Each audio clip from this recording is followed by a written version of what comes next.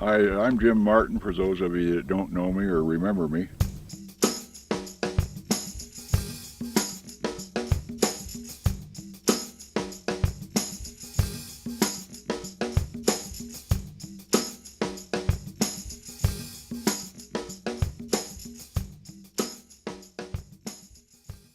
We're out here at the front gate of my little ranch out here where we're going to have this fast draw shoot. And I'd like to welcome you out for this, and I hope you come and have a good time while you're here. Now, what we are doing here in this kind of shooting, when you get up on the line, you will earn everything you get. You will be given nothing.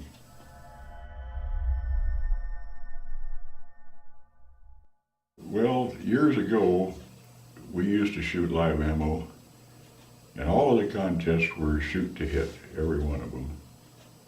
And you might shoot against somebody with a double action, against your single action, or maybe an auto, but it was all fast draw at 7 yards on steel silhouettes hooked up to a Klondike timer. And it was always shoot to hit. And nobody complained about having a disadvantage shooting a single against a double or an auto. It was just good competition. And the shoot to hit was just like the old time gunfights. And we had wax contests the same way. And we never had any complaints with the ego problem. They just was out there to shoot and enjoy the competition, and whatever you brought with you is what you shot with, and if you couldn't win with it, then you just wasn't good enough. Now, the premise here is this is a gunfight, and you will come up on the line and be prepared to shoot as many shots as it takes to score. We will not be announcing times. The first hit will be the winner. Now, the only time we will be announcing times is when we shoot the buy, because it doesn't make any difference what the time is. If you're out there, it's the first guy that hits that wins. So time has nothing to do with this. Now, we practiced this yesterday for a little while out here, and I made a prediction that this was going to happen. And so I'm watching them, and they get up there, and they are so programmed to shooting one shot per draw that they pull out and they miss, and they think, oh, damn, I can shoot again, and they finally wake up and shoot again. And I think they were really having a time with it. It's a whole different thought process. So you really need to think about this before you come out and enter. You got to have your head together when you get up there on the line. Doesn't mean you have to spray down range all over the place. You should know when you hit, and you should also be able to tell when you miss. Now, we're not going to be having a whole line of shooters shooting at once, like in Cowboy Fast Draw. We will have 2 shooters shooting at a time, and there will be a line judge up there, and you can have a backup to help you load, because once you get your foot stance up in front of the target, you don't want to be moving all over the place. And when you come up on the line, the gun will be empty, and you will load and unload on the line at all times. And you'll show your gun is clear when you get done to the stage master or whoever's running the line there before you leave the line. What we'll do is we'll shoot off 2 shooters, and you're used to being called up on the line in the hole and in the deep hole. In this case, we will be doing the same thing, but it will be 3 pairs of people coming up on the line at the same time. And we'll shoot 1 round with the first 2 shooters. Now, they're going to want to reload, so we'll move over to the next 2 shooters, and we will shoot that round with them and progress over and shoot the 3rd set. And then we'll come back to the first set, which should be reloaded by now, and the other guys already in the 2nd place, they should be reloaded by now. So we're going to run right across there, and this is going to eliminate some of the complaints that we've had, concerns I should probably say, about spraying bullets all over the place. 8 or 10 people up there spraying bullets all over the place. It ain't going to happen, because we'll be holding the 2 people at one time, and they'll be having their gunfight. Everybody will be able to see it, including the other shooters that are on the line. So there's going to be a lot of eyes out there watching the targets being hit. laws will be in effect. You won't be turning around waving your gun around. When you're not shooting, you want to stand there after you've reloaded and holstered the gun. Don't be playing with it. Don't be drawing the gun out, practicing like happens in a lot of the fast draw matches. If you aren't ready to shoot when you get here, you shouldn't be standing up there on the line practicing and taking up everybody else's time while you're playing with your gun. So you get up on the line, be ready to shoot. Don't play with your gun. We'll have safety officers out there at all times. So I really recommend always shooting with a deflector plate, even though it's wax or blanks. It don't make any difference. Now this match here is going to be run pretty much like we ran the old ones.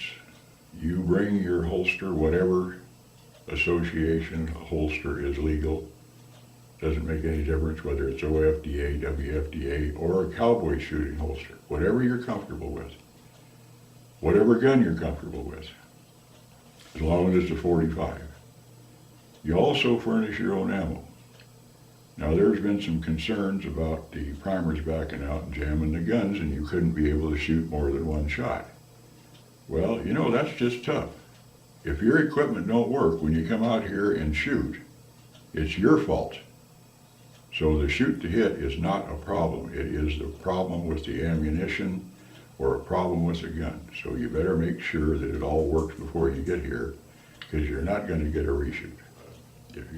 Now, as far as restrictions on the hand, you can have your hand on the gun to start, or you can freehand draw it, whatever you're comfortable with.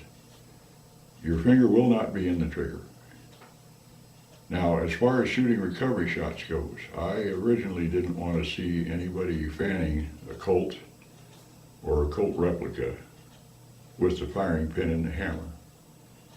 I preferred to have it as a thumbing recovery, as in duelist shooting, or left hand cocking with the other thumb. But some of you that do fan, we are going to require you to wear a fanning glove. If you want to fan that gun and be dumb enough to drive that firing pin through the glove into your hand, as I said before, it's your responsibility. You're up there. And I don't see any real reason for it to happen. I mean, the fanning glove I used one years ago, and it works, you know. And so if it's a real safety concern for you, well, then don't do it. So if you want to recover with your right thumb for your multiple shots, or your left thumb, it's okay. So it's whatever you're comfortable with, however you feel like you can win. Now, as far as shooting in the holster goes, generally that would be a disqualification immediately. In this case, due to the fact that it's a shoot to hit kind of a contest, we're not going to enforce that as a disqualification, but it will be penalized. So if you're up there and you have 2 wins and you shoot in the holster, you just lost one of those wins and you go back to 1. So you'll be penalized in that manner. If you keep doing it, you'll be disqualified. If you don't have the ability to stop doing it, you shouldn't be up there on the line shooting in the first place. Once in a while, everybody makes a mistake. Hell, I did. I got married once. It's single elimination, 5 out of 9. Now, the reason for that is, if you run 2 or 3X contests, it takes a long time for the people to come up on the line to shoot 2 or 3 times. And somebody else has got to come up, and then you got to come up later for your other X and everything. And this is done to get a maximum amount of shooting out, and everybody enjoys that.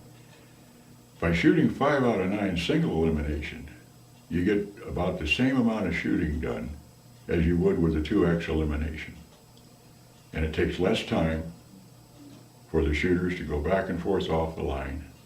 And we'll be using the old J-ladder scoring system. This hasn't been used in a long time. And what it is, all of the losers in the first round will shoot in what we call a boot hill contest. So they're not all the way out, they're just out of the main contest in the first round.